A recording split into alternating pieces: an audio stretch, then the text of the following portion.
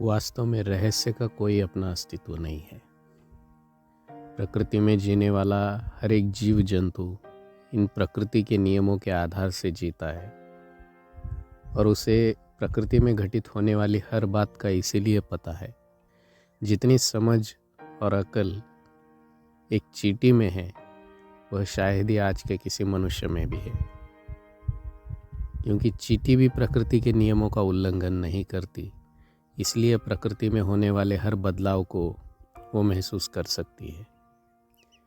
तो प्रकृति में रहस्य नाम की कोई बात होती नहीं।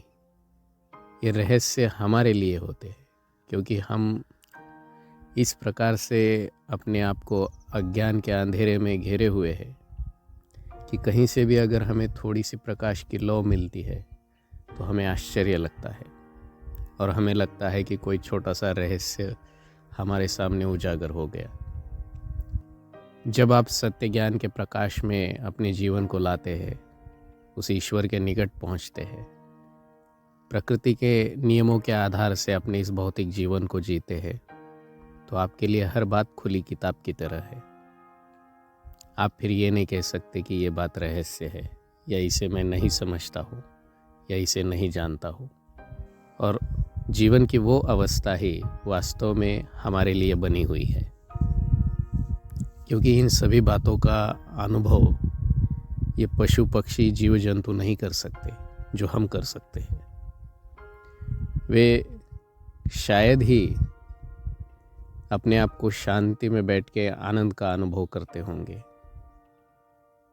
प्रकृति में हर एक के लिए आनंद उसी में होता है जब उसे अच्छा भोजन और पेट भर भोजन मिलता है, वो उसी में आनंदित होते हैं। लेकिन ये बात हम मनुष्यों पे लागू नहीं होती।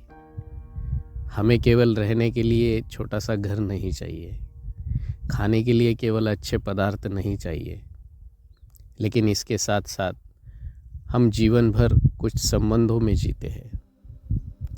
इसी के साथ हम उन संबंधों से कुछ प्रेम भाव की, कुछ स्नेह भाव की, अपनेपन की अपेक्षाएं होती है। हम अपने जीवन में चिंतन करना जानते हैं और उस चिंतन से आनंद लेना जानते हैं, या ईश्वर का अनुभव हम इस मनुष्य जीवन में कर सकते हैं, जो कि शायद ही कोई पशु या पंछी कर सकता हो। तो इसलिए हम मनुष्य इन पशु पक्षियों की योनियों से बिल्कुल अलग है। हम किसी के साथ कोई मेल नहीं खाते, इसलिए हमारा जीवन भी पशु पक्षियों की तरह नहीं होना चाहिए, पशुओं की तरह नहीं होना चाहिए।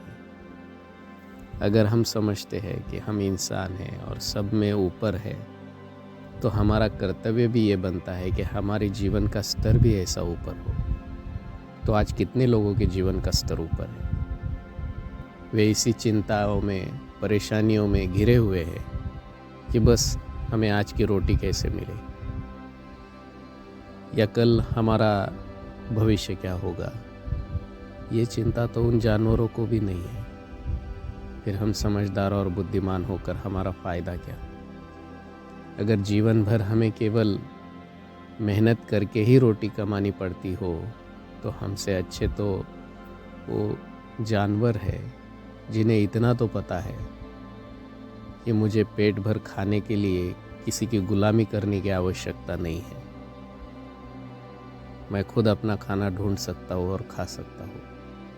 वे किसी के पास काम नहीं करते, वे किसी से मजदूरी नहीं लेते। वे बस जन्म लेते हैं और अपने जीवन की क्रियाओं को एक प्राकृतिक स्वभाव से करते हुए ही मर जाते हैं। तो हमारा भी जीवन क्या केवल इतने मात्र तक ही रह गया है कि हम भी जन्म ले और इस पेट को पालने के लिए जीवन के कुछ शुरुआती हिस्से 10, 15, 20 साल पढ़ाई करें कि कैसे हम पेट पाल सकते हैं, और उसके बाद इस पेट को भरने के लिए बस काम काम काम ही करते रहे। और फिर कभी अंत में हमें अगर समझ आती है या फुर्सत मिलती है, तब हम सोचे कि हमारा जीवन है किस लिए। ये जीवन ऐसे नहीं चलता। जीवन बहुत सरल है, इसमें कोई संघर्ष नहीं है। जो कहते हैं कि जीवन एक संघर्ष है, वास्तव में उन्होंने जीवन के जो मायने हैं उसको समझा ही नहीं। वे ही कह सकते हैं कि जीवन एक संघर्ष है। जो विद्वान या समझदार बुद्धिमान है उसके लिए जीवन बहुत सरल है, क्योंकि वो जीवन की हर एक बात को समझता है, जानता है और संघर्ष से दूर रह सकता है। संघर्ष उन्हीं के लिए है जिसके जीवन में ज्ञान का कोई प्रकाश नहीं है या समझदारी का कोई प्रभाव नहीं है। जीवन संघर्ष उन्हीं के लिए है जो बीच के स्तर पे रहते हैं, ना निचला स्तर ना ऊपर का स्तर। संघर्ष से मुक्त दो प्रकार के व्यक्ति ही होते हैं, या तो जो 100% मूर्ख है, क्योंकि उन्हें पता ही नहीं कि हमारे कारण किसी और को परेशानियां हो रही है या किसी और के कुछ कर्मों के कारण मुझे कुछ परेशानी हो सकती है, वो बस अपना जीवन जी रहे, मूर्ख। और दूसरे प्रकार के व्यक्ति जो बहुत बुद्धिमान है, अपने जीवन के स्तर को इतना ऊंचाई पर वो ले जा चुके हैं कि वहाँ पर उन्हें ये नीचे की बातें कोई प्रभावित नहीं करती, और बेचारे फंस जाते हैं वो बीच के लोग, जो ना तो मूर्ख में गिने जा सकते हैं और ना ही तो बुद्धिमान में। इसलिए संघर्ष ये बीच की अवस्था है, और यहाँ से आप ऊपर भी जा सकते हैं और नीचे भी। यह आपका चुनाव है कि आप भविष्य में अपने आप को कहाँ देखना चाहते हैं, जीवन के उस उच्चतम स्तर पर ईश्वर के साथ, या जीवन के निचले स्तर पर कुछ मूर्खों के साथ।